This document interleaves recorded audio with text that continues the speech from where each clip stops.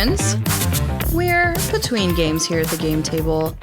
And before we get into the next one, it's discussion time. This is Table Topics, where we read stories from Reddit having to do with situations in the tabletop world. We will react, discuss, and give our opinions on the chosen topics for you to enjoy and possibly take back to your gaming table. I'm your host, Kalee, and my guest today is Cortlyn. What up? Today's topic is Sibling Rivalries. Yikes. So let's get into it.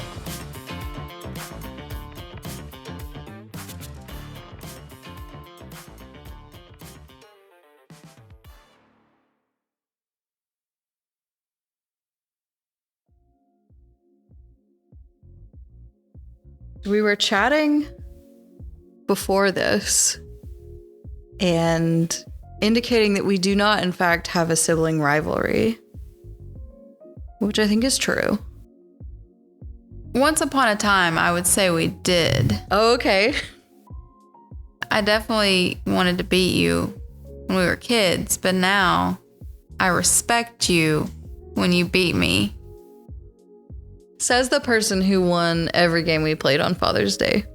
You guys just didn't bring the competition. I don't know what to say. Like, I unapologetically take all the credit for that. Yeah.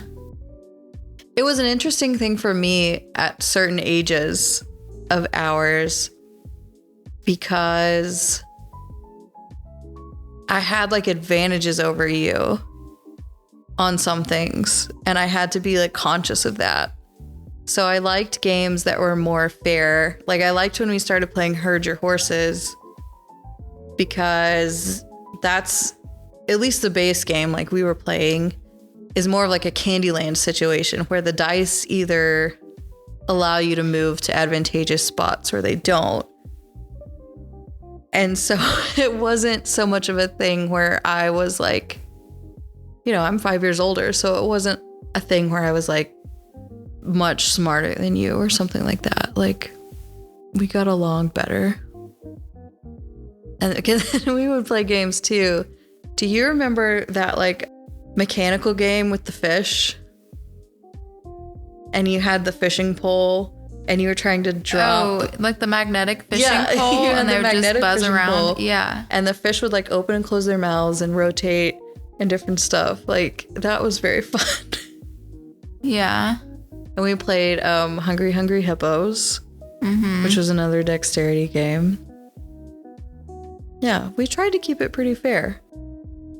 Well, you're so very kind because Kalee has not exposed me for this. But I'm just going to go ahead and tell it so I get to tell it myself. I was known for cheating, believe it or not, when I was little. And my sweet sister Kalee dealt with that for so many years and dealt with our parents saying, no, not Cortlyn. She couldn't possibly be a cheater. She's so sweet. Until one day, Papa, of all people, exposed me. And somehow, you may remember the details better than I do, but it was brought up again, and Papa agreed with you, and the whole family, their jaws just dropped. Like, all these years, we've been so awful to Kalee and haven't believed her. Yeah. But she was telling the truth. Yeah, this is 100% true. This happened. But you know what is very funny to me about it is that I don't remember any of the details. Like, well, that's good. I can't remember exactly how you used to cheat or what it was. What I remember was the frustration about being like, Cortlyn's cheating, and everyone going, no. She can't be. No, she doesn't. No. And it was because you were born with dimples and I wasn't. Oh, yes. So you were that so was much my cuter. advantage. Yeah. You know, I actually don't really remember cheating either. I'm not going to deny it. I definitely believe it because we have proof that I had anger issues when I lost. So I know I'm competitive because, you know, the old maid card. We had to Oh buy. my gosh, this is such We a good had to detail. buy so many decks of Old Maid because every time I lost, she got crunched. And you can't play Old Maid when the Old Maid is wrinkled. Obviously. Perhaps ripped. Reflex. You know, I even think there was one that got ripped. And that's how competitive I am. What I wouldn't give to find those cards. No, they're at Granny's house. Oh my gosh, They this are. still exists. Okay, stay tuned for the collage. Yeah. I totally forgot that. Because I remember the story of you breaking the glasses.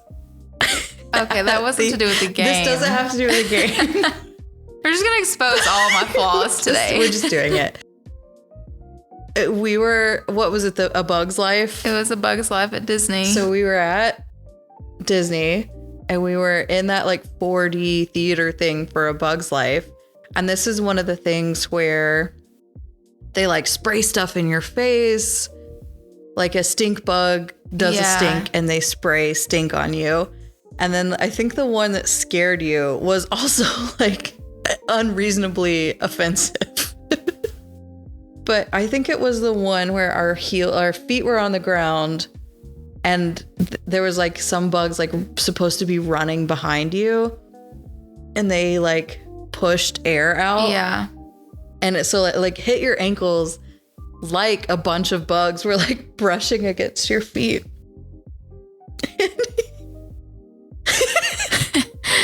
Go ahead. Did you snap these in the theater or did we get it outside the theater? You know, I think it was in the theater. So it's these 3D glasses that are like cute and like bugs and have little bug antennas that they give you to go watch this show. And I think it was while we were walking out, but Cortlyn was so mad. You just snapped the glasses. Sure did. And Dad made you carry them around for the rest of the day. Dad of the year. It's the best punishment ever, So honestly. I would have rather had like 5 spankings and gotten it over with. Top tier No. punishment. I loved it. Also, because Disney probably throws away so many of those because they get scratched or whatever. Of course. They probably cost all of 5 cents. I mean, So that's like the outburst that I remember. But as soon as you said Old Maid, I was like, oh my gosh. Mm-hmm. You're right. We have so many ripped Old Maid cards. Oh my gosh. so I'm a brat. That's what we've established today. Do you have some Reddit stories for me, or are we just gonna... No, I guess we're just gonna talk about this. No, I have some Reddit stories. This comes from r/Am I the Problem? From Muted Department 638. Am I the problem for refusing to speak to my family after playing a game of Monopoly? This is more of a continuation from another post, but a lot of my family tells me I'm petty for this action, so I would like other opinions. Recap: a previous post I made on here told a story about my brother and his fiance stealing around $1,500 from me. I went to their house and said that if I didn't receive the money, I would call the police. The fiance was practically sweating bullets and gave me all the money. Now for this story. After I got my money, I thanked them and went on about my day. Fortunately, by the time I got my money back, my birthday hadn't passed, so I still got to enjoy it. After that, I rarely spoke to my brother or Amy anymore, but recently, for the 4th of July and my mother's birthday, I was forced to interact with them. I never tried to start any bad blood between us since the incident happened, but everyone could tell our energy wasn't the same as it used to be. To lighten up the mood, my mother had gathered us all together and said we should play a game of Monopoly like we used to. I reluctantly agreed. The first issue had already spawned when we couldn't figure out what board piece we were going to be. I was always the top hat, and I thought it would be the same as before, but my brother had other plans. He quickly stole the top hat from me, calling dibs on it. I didn't try to make a big deal out of it and chose the car afterwards. Fast forward a bit, and we're having a blast. I thought I was reconnecting with my brother until he landed on a property of mine and was forced to pay money. He was upset, of course, but he paid up and continued like normal. In the middle of the game, I needed to pee, so I asked to go to the bathroom. As I was in there, my brother, as I've speculated, was taking the Monopoly money he owed me back. When I came back to my seat, I counted my money and realized that exact amount was gone. I asked if he took it, and he gets defensive. He asked why I think he stole it, and I said because the exact amount he owed me was missing. My mom and dad called me delusional and said they didn't see him take anything, but I said that I constantly count my money and the amount he owed was definitely missing. Ultimately, we all end up going home. A couple days later, my mom started a family group chat with me, her, my brother, and my father, and wanted to talk about the Monopoly incident. I just ignored them the whole time and eventually left the group chat. A couple hours later, I get a flood of messages from my other family members calling me petty and saying I'm really rude for ignoring my mom. So, am I the problem for ignoring my family? So this brother is also the one who stole money in real life. Right. So this brother and his fiance stole real life money and then also Monopoly assumedly money. Stole Monopoly money. And it makes sense if you're willing to steal real money. Of course you're going to steal Monopoly money. Right. She could also just be carrying into this the memory of that. But if she's counting her money, I mean, I trust the girl. Yeah.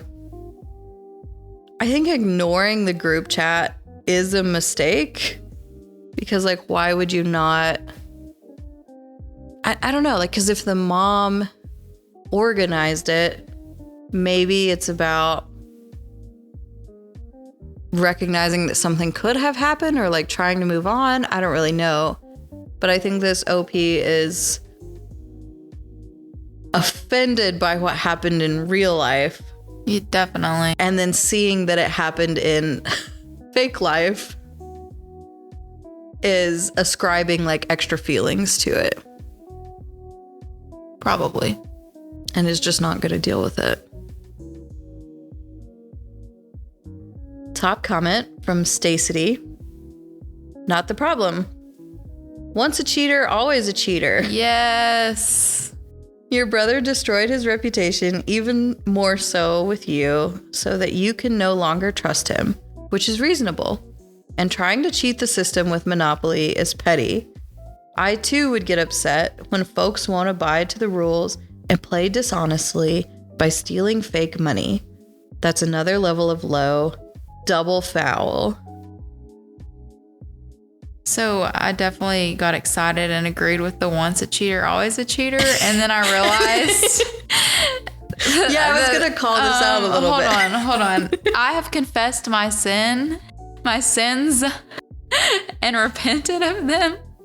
And I'm no longer a cheater. I really just want to win because I am truly the best competitor now. See, that's interesting because there was an incident on Father's Day where you took an extra roll in a dice game. That was so unintentional. It's not even funny. My brain was not there. But you got caught by our dad. I didn't even catch you.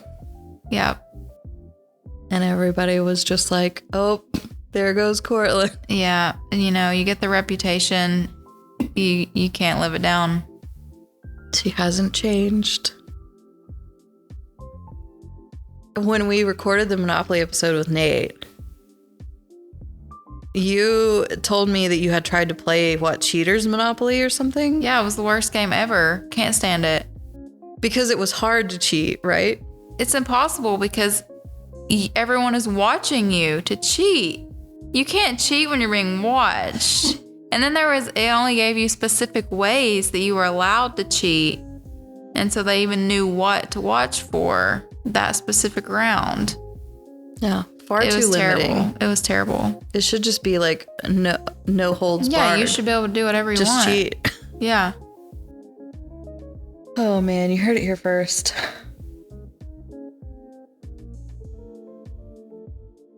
This is a good one. Nate would appreciate this comment. This comes from Armbar Chris. Not the problem on the actual issue, but you're the idiot for thinking this is about the game when it's clearly about a much larger issue.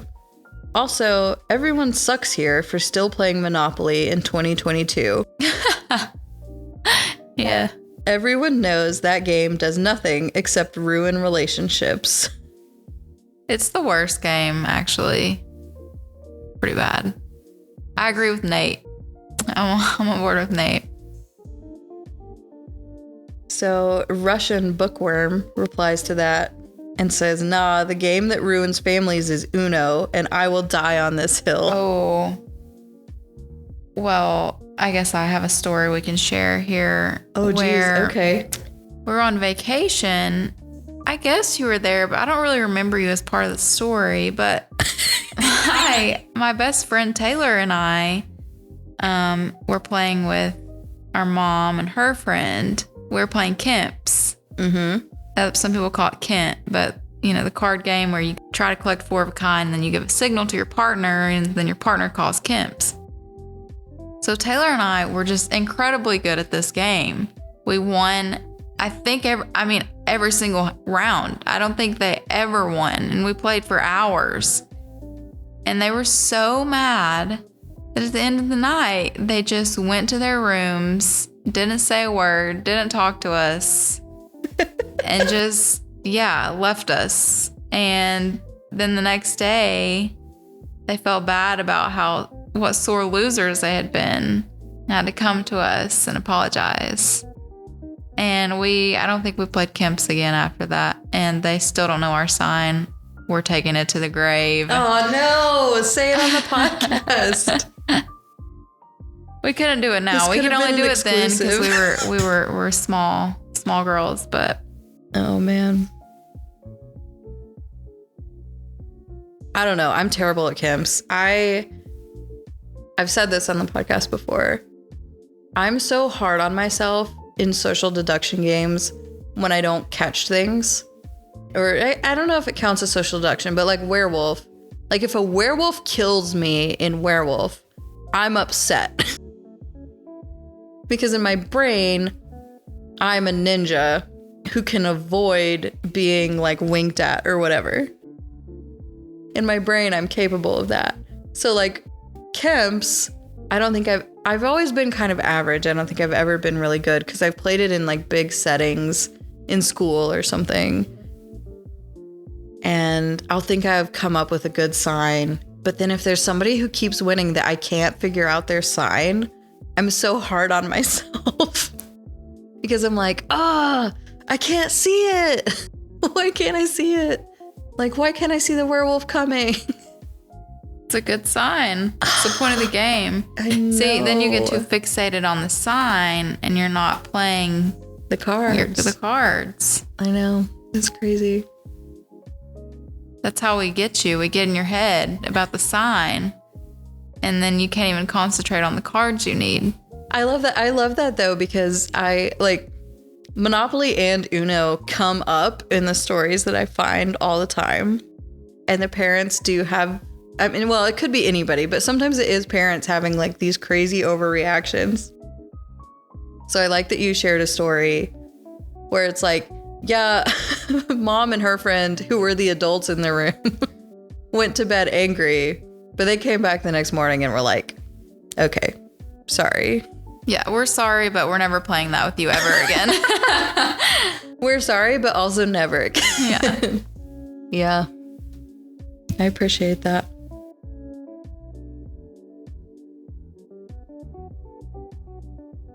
Okay, speaking of parents, this isn't so much a sibling rivalry as it is a sibling camaraderie here. This also comes from r/Am I the Problem from Game Night AITA. Am I the problem for not wanting to play board games with my parents on holidays anymore, but playing a game with my sister on Zoom? So my parents really like classic board games, and they are extremely competitive about it. They weren't so bad when we were kids, but since my sister and I were teens, they decided that we were old enough to play seriously and wouldn't take it easy on us anymore. They get so intense in game mode, like actual fights, yelling, flipping over the game board, insults, the whole nine. Honestly, it ruined board games for me because I'm a pretty sensitive person and I now associate games with fighting. When my sister went away to college and would only come home for holidays, my parents decided to make game nights a traditional thing we did after holiday dinners. My sister and I moved into an apartment together when I was 20 and she was 23. We hosted Christmas at our apartment, and when my mom said they had brought games, my sister said, "We don't like games, and this is my house, and I've already picked a movie." My parents seemed a little grumpy about it, but agreed to my house, my rules. Since then, we have told them that we would not be going to any holidays at their house if we were forced to play games afterwards, and they reluctantly agreed. My sister joined the Navy and got stationed across the country, but we're still really close. When I asked her what she was doing for Thanksgiving, she said that she was hosting a game night with some of her friends from her school via Zoom, and that my boyfriend and I were welcome to join. I said, "I thought you hated games." And she told me they were playing Keep Talking and Nobody Explodes. And you don't play against each other, everyone plays together to beat the game. I looked it up, and it actually seemed like fun, so I agreed. I had dinner at my parents', and unfortunately, after hanging out for a while, my boyfriend said, "We've got to get going. We've got that game with your sister." My parents got pretty upset, like, "Oh, so you do like games?" And I said, "Yeah, but not how you play them." We left and played the game with my sister and her friends. Everyone was drinking and not taking anything seriously, and although there were some friendly jabs thrown, we were always laughing and having a good time. My dad texted me to say that they were pretty offended that we didn't respect their game night tradition, but were okay when my sister did it. I get his point because it seems insulting that we are excluding him from a tradition that he made, but I just don't want the yelling and screaming that comes with it. Am I the problem? No, I don't think she's the problem. Because she didn't like games the way that her parents played games. That doesn't mean, you don't like games altogether. They probably had to tell their parents they didn't like games in order to not have to suffer through games with them. But when they learned that you could play games in a healthy way or a different way, then you do like it.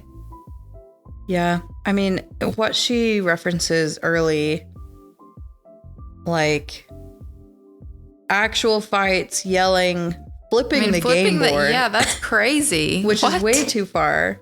Insults, the whole nine. Like, I can understand why you don't want to do that. Yeah, no way. And then it's especially interesting because when she clarifies the game that she is playing, it's a cooperative game. It's a game that everybody's working towards the same goal instead of competing with each other, which makes a huge difference.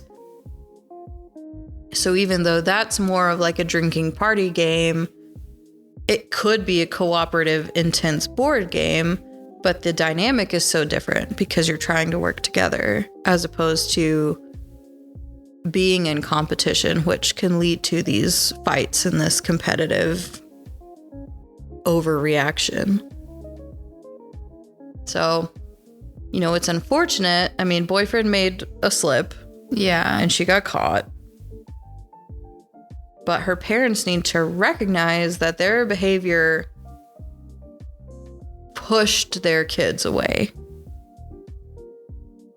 It wasn't a decision that was made without reason. Mm-hmm.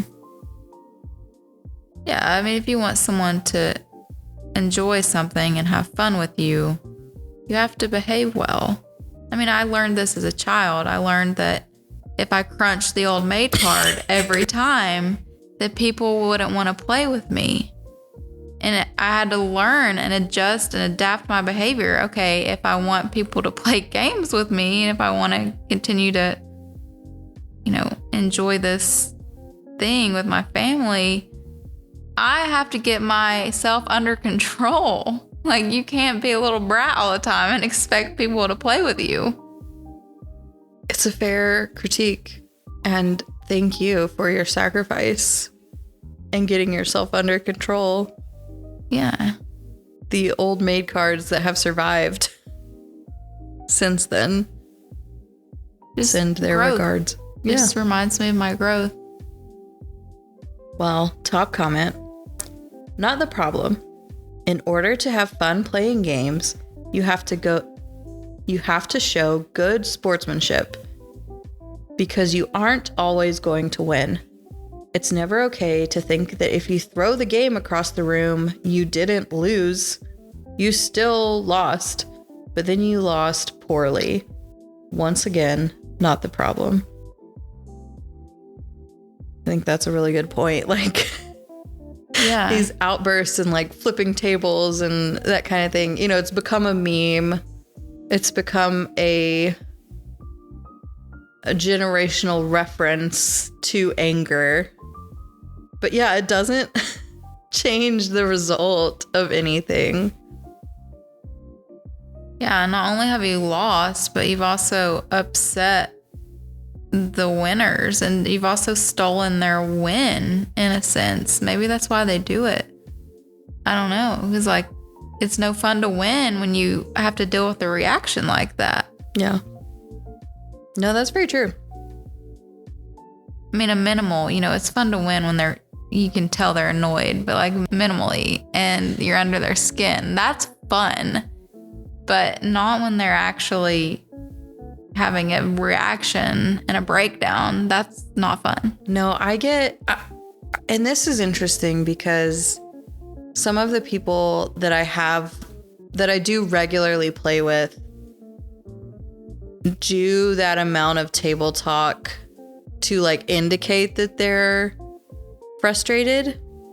Like, I could handle it when it's in a clear way of like tongue in cheek a little bit.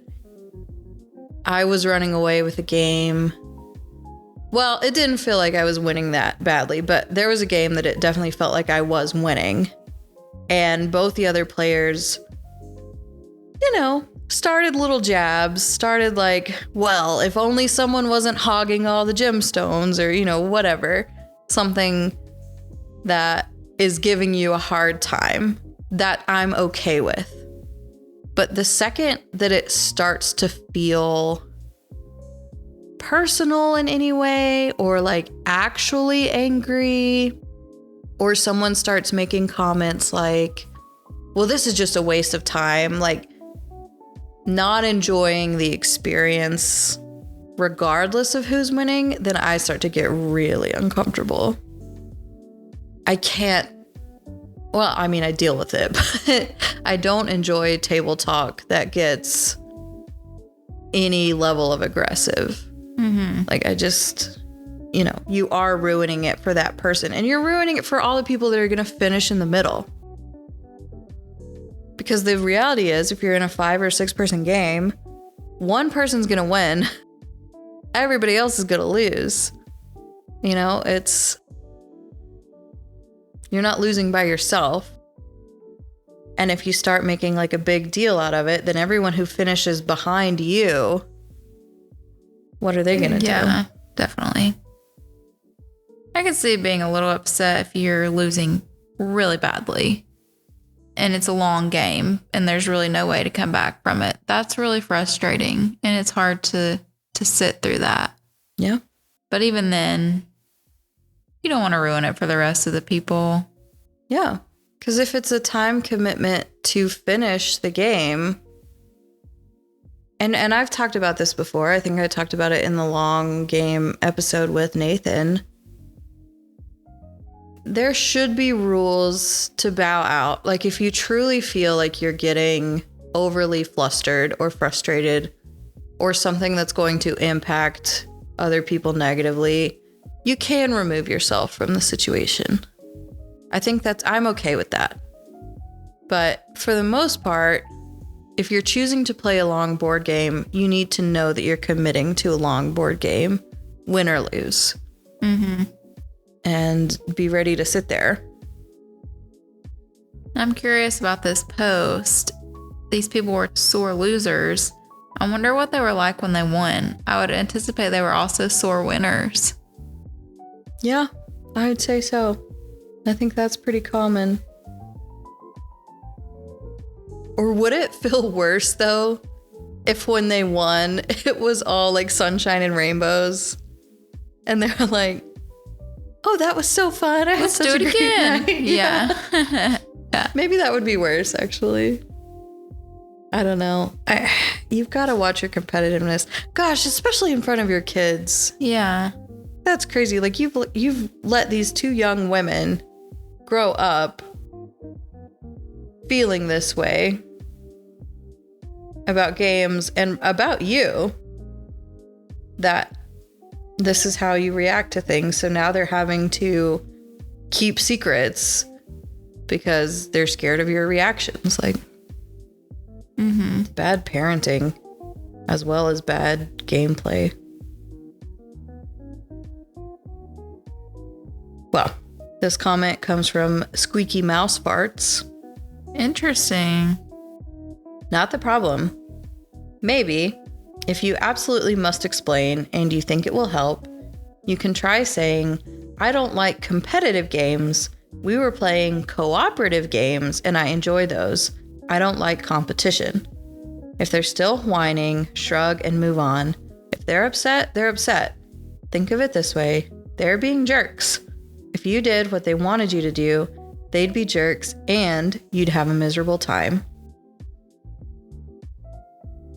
OP responds, I feel like they would still find a way to ruin the game we were playing. Like, why did you describe it like that? How does it take you so long to find the section we're in? And if I told them I only liked that game, we would still end up fighting. I get that some people like to play that way, but it's not for me. And I think that's true. So Pandemic is a cooperative game. I don't know if you've ever played it. No. Okay. Pandemic is a cooperative game where you have different roles in fighting a virus. Very relevant. But everybody has a different role. Like there's like researcher, technician, medical, whatever. There's all these different roles. It actually got banned at Nathan's parents' house. His mom finally said to his dad one day, like, I will not play Pandemic with you ever again. And it was because his dad had this tendency to play everyone's roles for them. Oh. Like essentially say, oh, you should do this and you should do this and you should do this. and then we'll solve it. And like that's helpful to some degree. I play Spirit Island, which is kind of the same way. You all have different roles and different abilities and you have to negotiate and overlap. But if you're completely controlling another person, OP's right. It could go the exact same way. And even if they're not controlling, if they're constantly going to cut you down for the choices that you do make, then what are you going to do? Mm-hmm. It hurts just as bad. This is a short and sweet one, having to do with sisters. From r/AITAH. From Stay Home Crystal. Am I the problem for leaving my sister's birthday party early because of a game night I planned months ago? My sister's birthday was last weekend, and I showed up with a gift and spent about 4 hours there. Around 7 p.m., I told her I had to leave because I had a game night planned with my friends, a monthly tradition we've kept for years. She got upset, saying it was rude to leave early and that I should have rescheduled since it was her birthday. I told her I had already stayed for a good chunk of the party, and I didn't think she'd care that much if I left after putting in an appearance. I mean, this was on her actual birthday, it seems like. Yeah. So she should know. I mean, you should know when your sister's birthday is. Kind of anticipate. I mean, depending on how close you are, anticipate spending that day with them. Yeah. I mean, I think why the OP is not rescheduling is because this is a reoccurring monthly tradition that has always been the case.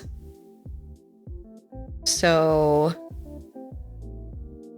I guess in her mind, maybe she thinks birthday sister should have known. Or I don't know. I think 4 hours is a good chunk of time to spend with someone for their birthday, but I also can relate to the feeling betrayed or just feeling disappointed in that your sister left your party for another party, essentially. Well, that's true. I was sort of sympathetic to this coming in because I'm dealing with this right now.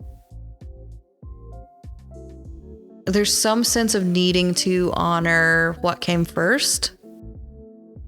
And that's been interesting for me to navigate.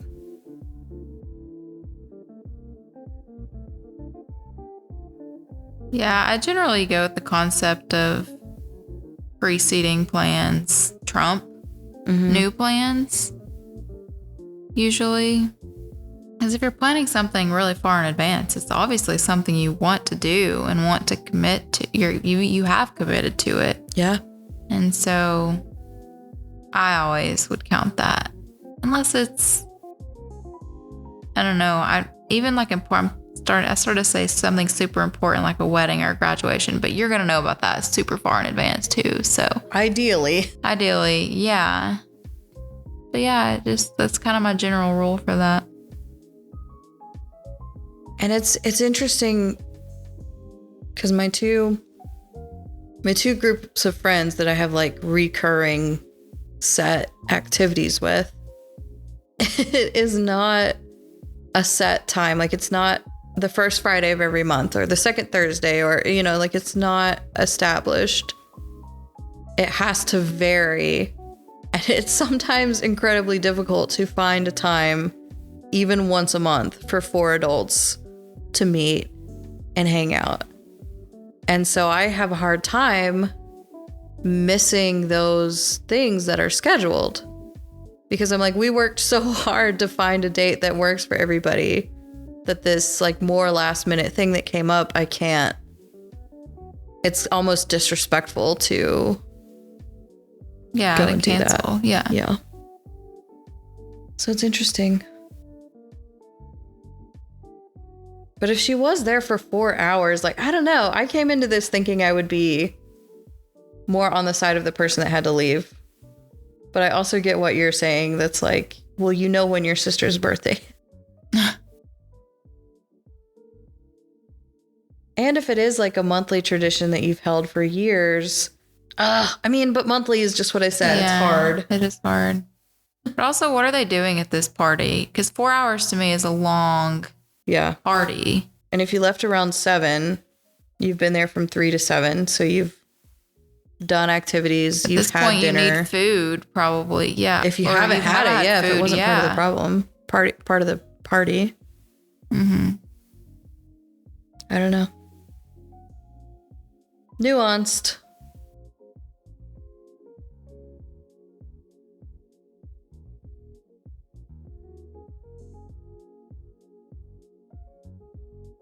Well, interesting. Because you started the episode by saying I was so nice for not selling you out. But I have a confession. Wait, you have sold me out and I just don't know it? I knew you were going to record this episode, so I posted on r/board games earlier in the week. You didn't. And just asked the question. I said, family drama? Said, I played a lot of games with my sister growing up, and she had a reputation for cheating. She was 5 years younger, so my parents and grandparents didn't believe me at first. So I told them to play with her, and they suddenly believed me. You sneaky little snake. Anyone else have a story from gaming with your siblings or other family members you'd like to share? So I wasn't bad. No, I guess not. I wasn't I'll bad. let you get by because I put you through that for so many years. So I wanted to see what I could collect that might be fairly similar, and here's some of the comments that I got back. Idle Hacker said, when I was a kid, I caught my grandma cheating at Kings in the Corner, which is a card game. She said, the girls at the senior center never catch me. Yeah, they're old.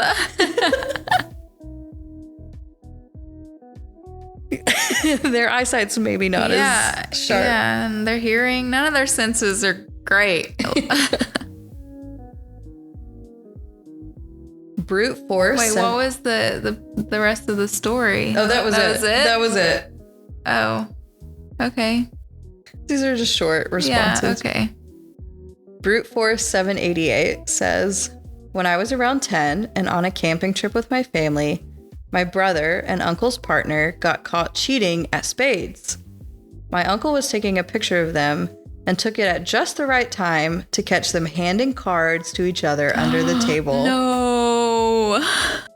At the time, digital cameras were new and my uncle had a nice expensive one, so it was pretty clear to see and something we still talk about today.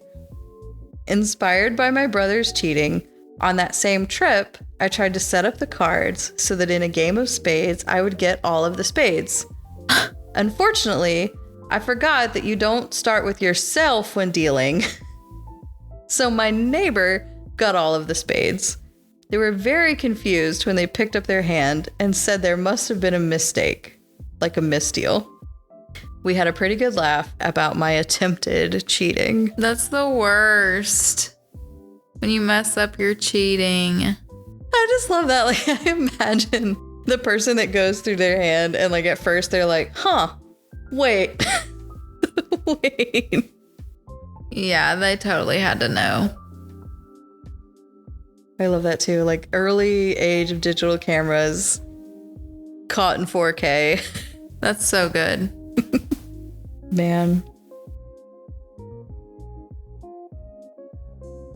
Bleak Flamingo says, no one could ever beat my brother at Risk. He rolled so many sixes. I don't think he was cheating, but it got to the point no one wanted to play with him. Understandably so. He could have had a weighted dice. He could have. Could have. Or a dice with Not two, that I know what that is. What's a weighted sixes. dice? I don't know what a weighted dice is. I'm being sarcastic. Gosh, this is just giving you ideas.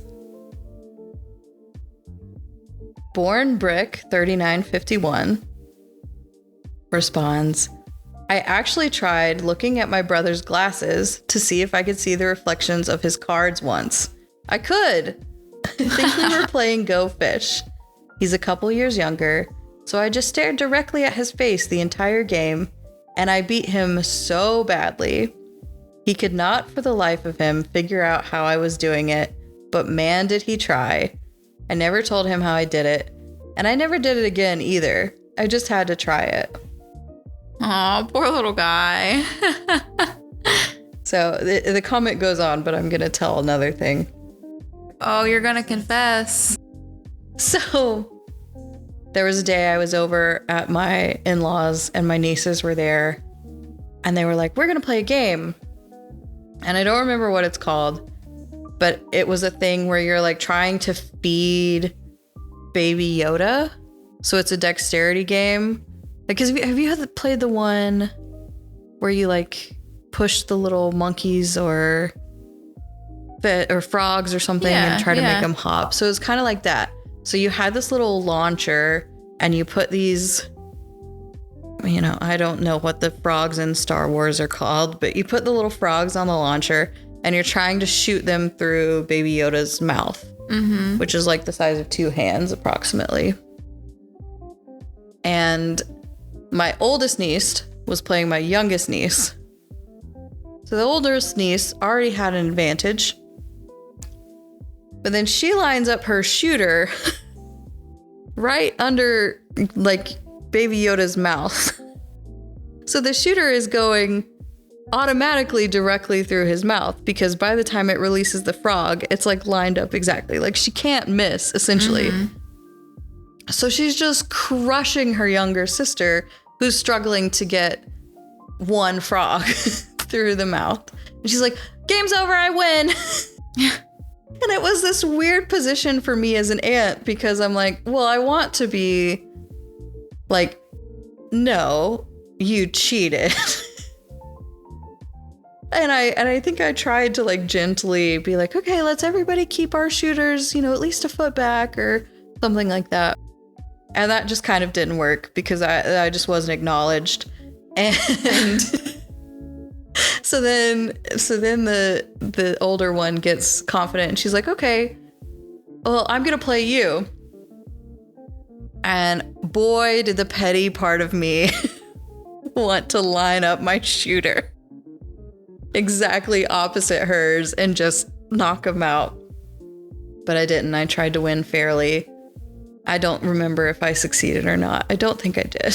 Doesn't sound like you could. But it was this weird moment of just being like...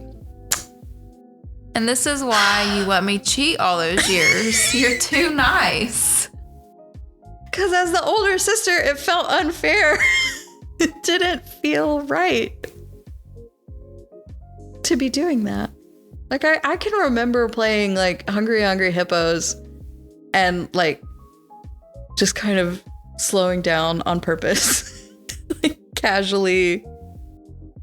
I don't know. You're too good for the world. It's just backwards because you just gave an example of an older sister cheating her younger sister. However, I was the one tormenting you. Yeah. And you even knew about it and let it happen. Let it happen. Just to push over. I mean, for what it's worth, the youngest sister was really great about it and didn't seem to notice what was happening. So I was like, So I didn't call it out. But here I am. Recounting it on a podcast. So, oh well. So the same commenter that read his brother's cards through glasses continues. I was kind of a game jerk to this same brother some years later. He got in a really bad car accident when he was 17. Amongst other things, he broke an opposite arm and leg. He couldn't get around much like this, though somehow he did manage to climb a tree 2 weeks later. But anyway, the arm that got broke pinched a nerve when it broke. So he lost most use of this arm and hand for a while. Took a few months to fully heal the nerve. In the meantime, he was bored, so I played speed with him. He had to use his good hand to pick up cards and put them into his bad hand, and then to take them out of his bad hand to lay them down. Every single round was an absolute wipeout. I have no idea why he kept playing with me. Oh, that's so sad. Why couldn't they have picked a game that didn't require, speed? Because I think the first year of my marriage, Nate and I played a lot of speed.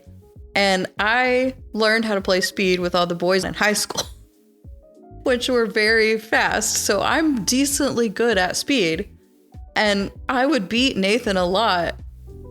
And he would keep playing because it didn't register in his head that I was going to beat him every time, like... He's just waiting the one day. Waiting for his day. And So I can just imagine this poor brother with like one good hand. Like, no, this time I'm gonna get it. There's always hope.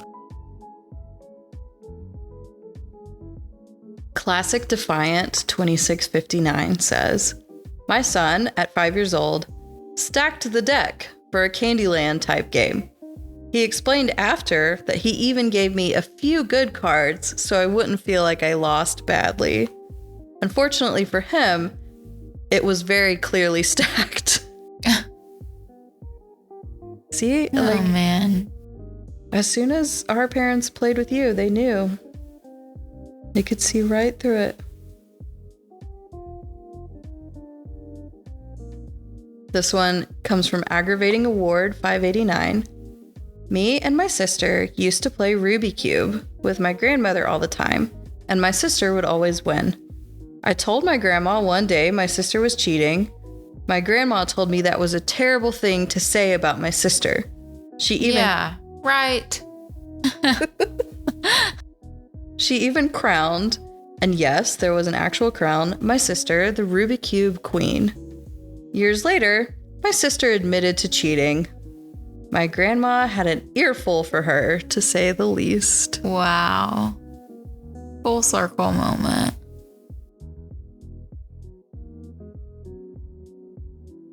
This last one is just cute. It's from League at Work. When I was a kid, I would force my sister to play board games, but she didn't want to because she oftentimes lost. I would start handicapping myself or sandbagging so that I would still have someone to play with. Aw, I understand that. So maybe that's what I was doing. Maybe. Yeah, maybe if we'd had a third sibling, you would have totally dropped me. Like, much faster, exposed me. If I'd had a different option. Yeah. Well, we'll never know. No. Well, thank you for coming and confessing. Yeah, anytime. I just love it. Confession. I feel like, yeah, I'm in the confession box here. Now that you have professed, you can repent. Again. Again, I have. But I have. Listen, if you ever cheat, just know you never live it down. That's very true. I'm going to be on my deathbed and Kaylee's going to be like, remember that time you cheated and no one believed me? I'm going to find the old maid card in Bury all it its with pieces. me. Put it in my Give casket. it to you. Okay, it's a done deal. I still have positive memories. I liked playing. Do you remember the name of your favorite horse from Herd Your Horses? I do not. Wait, something about a strawberry. I think her name was just Strawberry. Oh, I do remember. Okay, That there you came out of go. nowhere.